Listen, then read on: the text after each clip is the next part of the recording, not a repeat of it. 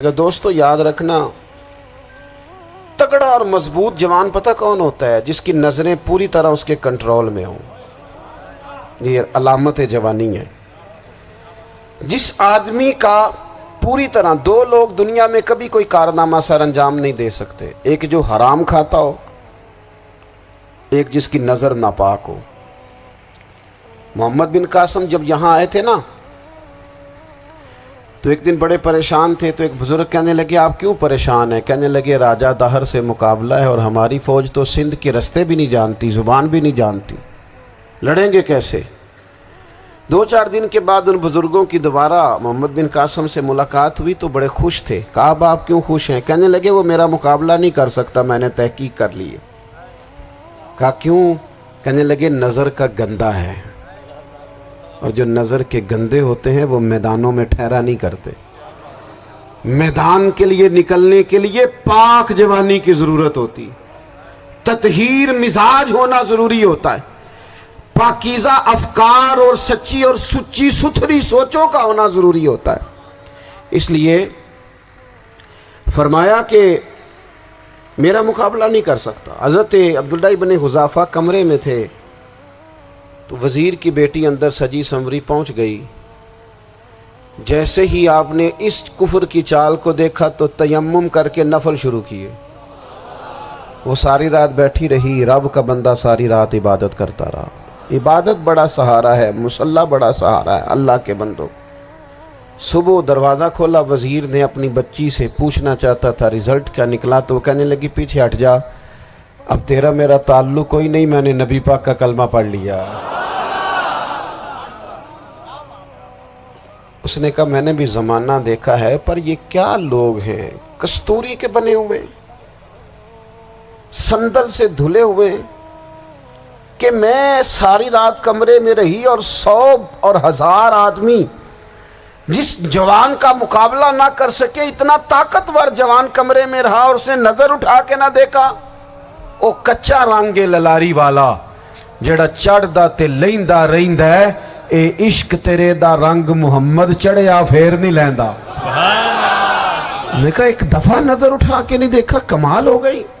اتنے بڑے لوگ، اتنی بڑی سعادت مندی، فیروز بختی، معاملہ فہمی حد ہو گئی۔ اللہ اکبر۔ دوستو بادشاہ جب پوری طرح ہار گیا نا، اس نے کہا مار دو۔ تیل گرم کیا ایک کڑاہی میں، اور جب آپ کو اس میں ڈالنے لگے تو آپ کی آنکھوں میں آنسو آ گئے۔ بادشاہ کا خیال ہوا شاید نرم ہو گئے ہیں، کہنے لگا روئے کیوں؟ فرمانے لگے سوچتا ہوں جان ہی ایک ہے، کتنا مزہ ہے اس کی راہ میں جان دینے کا، کتنی لذت ہے اس کے نام پر مرنے میں، کتنا لطف ہے۔ جے تو چڑھیا اتے دار بھی نہیں، تے جے تو وکیا عشق بازار بھی نہیں، تے ایڈا سستا سودا پیار بھی نہیں، تے ایڈا سستا لبدا یار بھی نہیں۔ کئی جنگل گانے پیندے نہیں، کئی دوزخ لنگنے پیندے نہیں، جے وہ اس ملوں بھی مل جاوے، ایدوں سستا ہور بپار بھی نہیں۔ تے کچھ سمجھ نہ آوے لوکاں نوں وہ کادے نال شہید کرے، ڈٹھی یار دے ہاتھ تلوار بھی نہیں، پر او دا خالی جاندہ وار بھی نہیں۔ کہنے لگے ایک جان ہے نا، تو دل کرتا ہے ہزاروں ہوتی تو ایک ایک کر کے محبوب کے نام پہ قربان کرتا، جب میرے پاس ہے ہی ایک، کروں کیا؟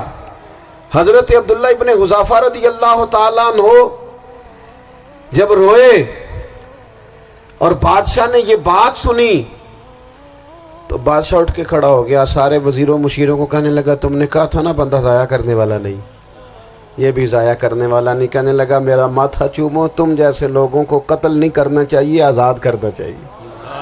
عزیز اپنی زندگی سے نا یہ بہت زیادہ ہرس، ہوس، طمع، اور یہ کسی بات کی بھی ہو، ہرس صرف پیسوں کی نہیں ہوتی ہے، شہرت کی بھی ہوتی ہے،